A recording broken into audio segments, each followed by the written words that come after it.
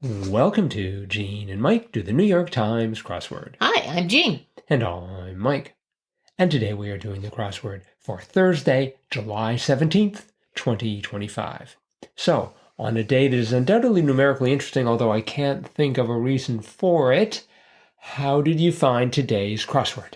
Well, I thought it was a real puzzler. What'd you think? I found it very difficult.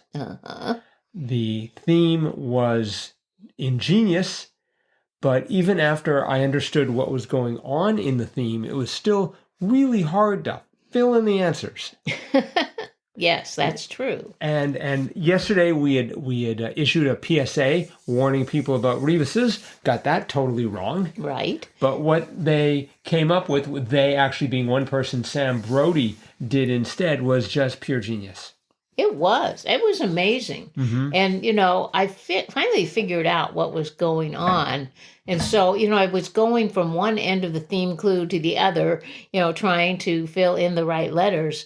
And I'm like, this is crazy. And then when I had all the letters in where I wanted them, I looked at it and it was like, it's actually a real word or words. I was just blown away by that.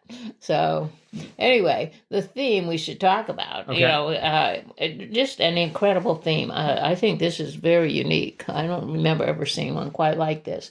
But we had 4 themed clues and they ran vertically down the puzzle and they were very long and they were essentially kind of nonsensical.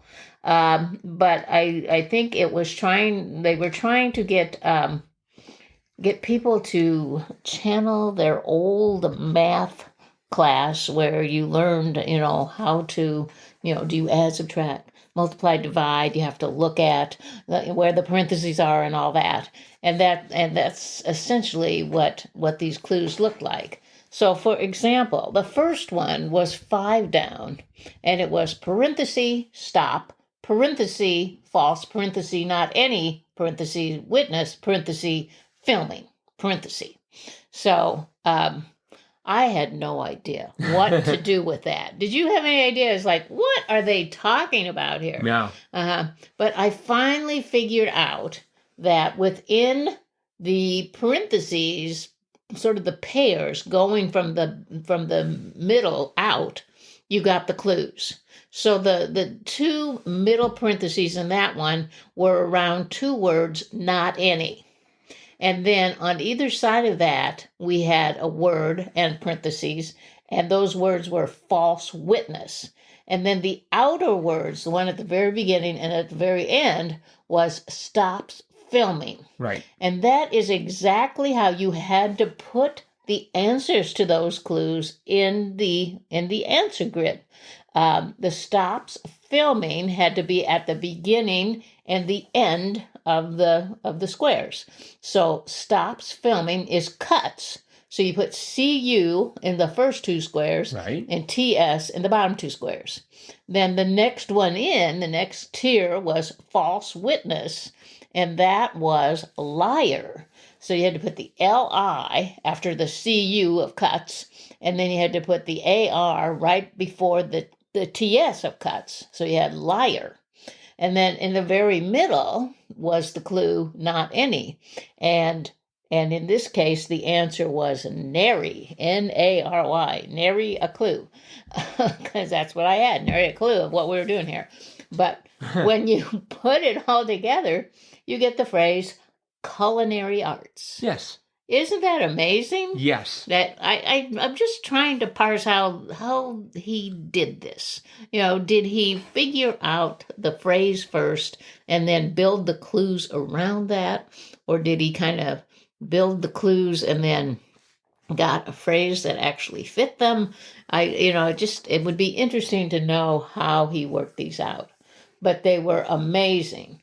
The second one was 11 down, the answer to which was domain names. And when you parsed out the clue, the 2 outer word clues were bucks mates, and those were does. So you put DO at the beginning and ES at the end. And then in the middle, you had a ladies stopover in the middle pair of parentheses. And that was... No, ladies' title. I'm sorry, ladies' title. And that was ma'am.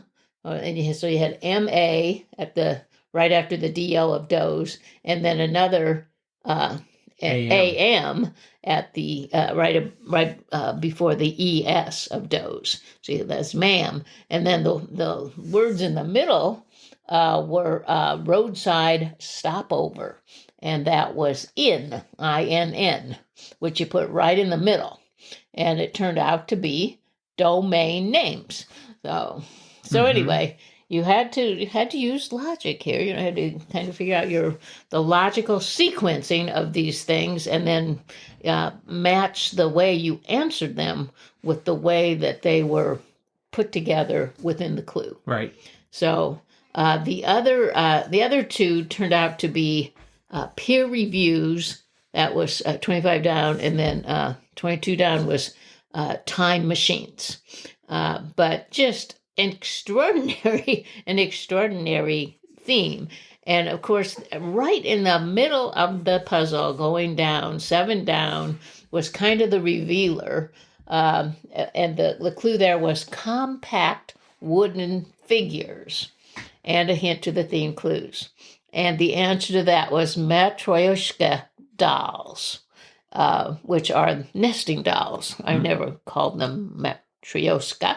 I call them nesting dolls, right. But they are. Because it's easier to say. Russian dolls that one fits inside the other, inside the other, inside the other, and that's exactly what the clues were doing. One clue within a clue within another clue. Mm-hmm. So anyway, that was the theme. Ingenious. Yes, yes, just amazing. So I was looking at, 7 down. Matryoshka Dolls is not a debut. It has appeared twice. Yeah. Today and then in 2018, when it was clued by David Steinberg, things that contain 59 across, that I don't know what 59 across is, but I bet dolls. Yeah. Yes. Probably doll. Yeah. So. Yeah, I know.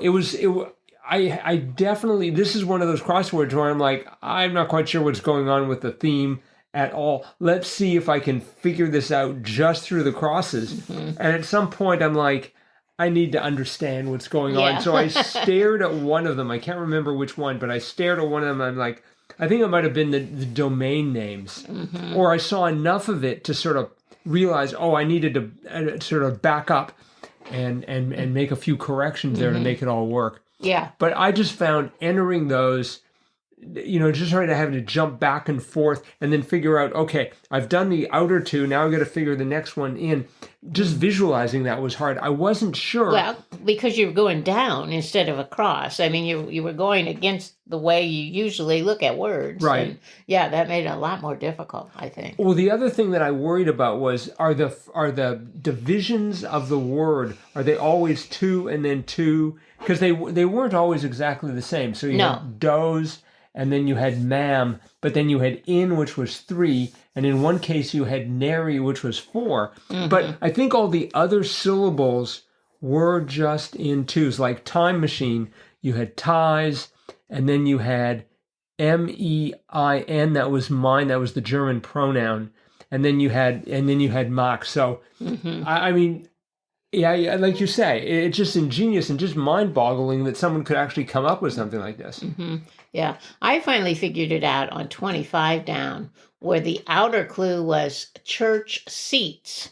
And I didn't have the whole word filled in, but I had the last 3 letters, and they were EUS. I'm like, well, that's pews. But where's the P? EUS or EWS? EWS, okay. I'm sorry. Yeah. I thought, well, that's pews, but where's the P? And then I looked, at the top, and there was the P. And of course, it was actually the PE at the top, and then the WS at the bottom. Right. And that E went with the middle set of clues, or middle set of words that were a clue. But that's where I figured, pews, and it's at the top and the bottom. And then it's at the beginning, at the end. Yes. And then I figured out, okay. So then I noticed, Buffalo's waters, and that was Erie. Like Lake Erie. So you had the ER and the IE and then the middle one was minister informally, and that was Rev. And it turned all together to peer reviews. But that's where I finally figured out what was going on. So with pews and Rev and Erie. Just amazing. The rest of the clues were about the right level of difficulty for a Thursday, but not I think so. Not trivial. Oh, no, not at all. There were some interesting words that I had never heard before, so which is always fun because then you learn a new word. Right. But like 14 across, a search engine giant based in China, Baidu. Yes. Baidu. That's how I've heard it. Sort of like the alternative to Google. Oh, okay. I'd never heard of that. I didn't realize they had a search engine of their own. So the crosses were fairly gentle there. Yeah, that certainly helped. Although the one above it, for me, top tier, I was thinking, okay, I thought like maybe it was going to be A-list. I had elite. I also thought about elite, but it was attic. Yes. It's like, that was cute. Yeah, but it's not really a tier. I mean, it's a whole level. I guess a tier level. Yeah, I guess. It works. Yeah. Will Shorts has given it his seal of approval. It must therefore be true. 6 across was environmental concern in Dr. Seuss's The Lorax, and I'm like, I have no idea. It turned out to be smog. Right. The one beneath it, flaky white fish, 15 across. I'm like, it's 4 letters. It has to be tuna. Yes, I put in tuna. Really? Okay. Because, I mean, I guess tuna doesn't have to be just white fish, but anyway. It turned out to be hake. Hake. I had the K, and I finally got the K and E, and I thought, oh, pike. But, oh, nice. But no, it was hake. Yeah, because 6 down was makes a mess in a way as a pet. I was almost afraid to answer that question. Which one was that? 6 down makes a mess in a way as a pet. And I was like, ooh, this could be really, really messy for a mess. But it turns out it was sheds. Yes. Which I take to be not quite that bad. It can be bad. As a former pet owner, I guess you would know for sure. I love the 18 across, the E of sheds. The clue there was ones who are out of sight, spelled C-I-T-E, in brief. And that was at all. Yes, that was great. Out of sight. Yeah. We had 10 down, Alpha Centauri A, par exemple. And so you were supposed to be going for the French. I've just been listening to Project Hail Mary by Andy Weir, the same person who wrote The Martian. And there they talk about a planet going around a star. So I was thinking this was supposed to be Alpha Centauri A. I thought the A meant it was like the name of a planet. And so I had it starting with an E, and then a letter I wasn't sure about, and then an O. So I thought, oh, it's exo, like exoplanet. But I only had 3 more letters, so I went for exo orb. Oh. Which was totally wrong. The answer was étoile, meaning star. Yeah, French for star. Yes. And eventually I got that figured out. But boy, that slowed me down. Yeah, I got hung up with 16 across. Again, a great clue. Drag. And I had the T and the O and then blank and then E. So I thought, well, it's got to be tote. You drag something, you tote it. Right. And I just didn't want to let go of that. But then it's like the puzzle wasn't solving. So then I thought, oh, I didn't like that 12 down was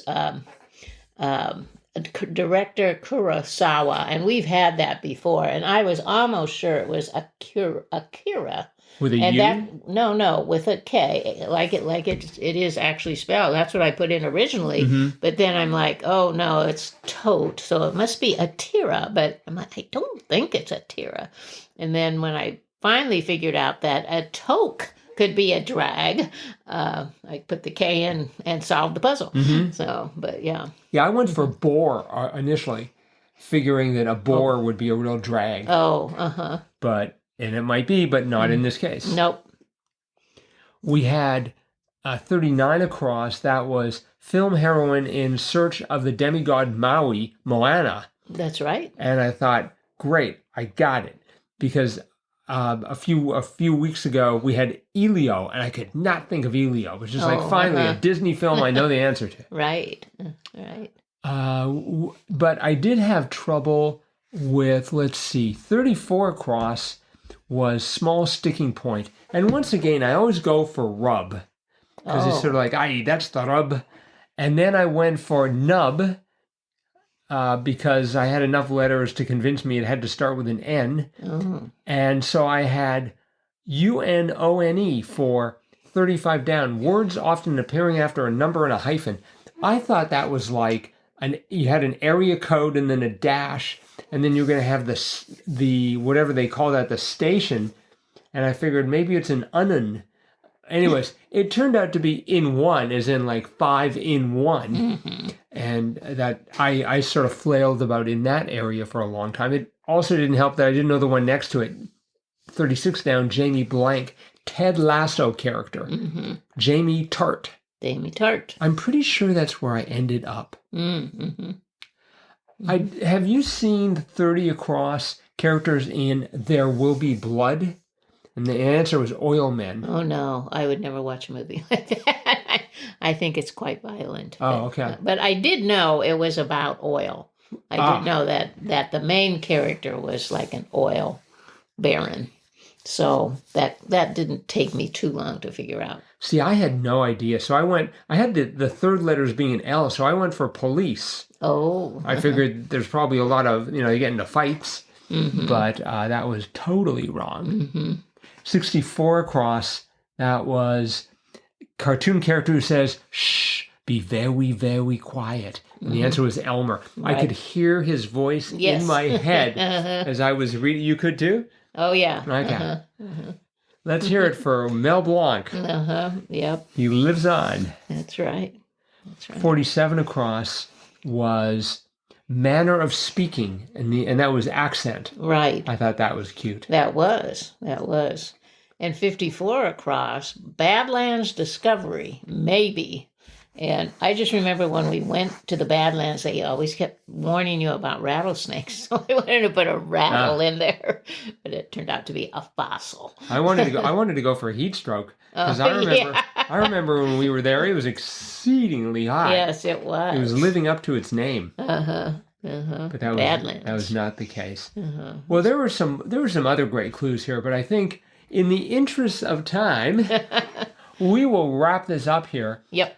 So again, this was the second crossword by Sam Brody. Nice job. Yeah, his first was just the 1st of June, so he's just cranking them right out. I guess so. This was really, really well done. Yes. I bet. Wonderful challenge for the Thursday puzzle. We'll probably took one look at it and said, in.